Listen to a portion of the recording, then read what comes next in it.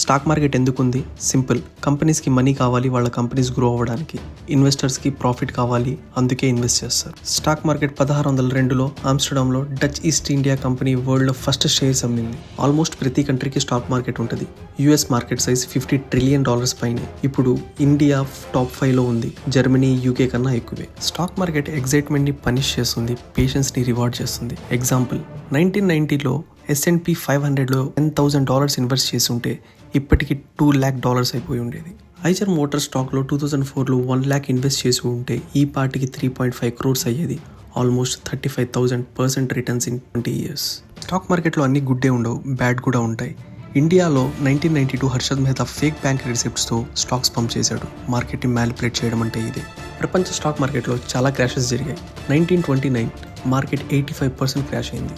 1987 డౌ almost 22% ఒకే రోజులో drop అయింది. 2000 .com bubble $5 trillion wipe అయిపోయింది.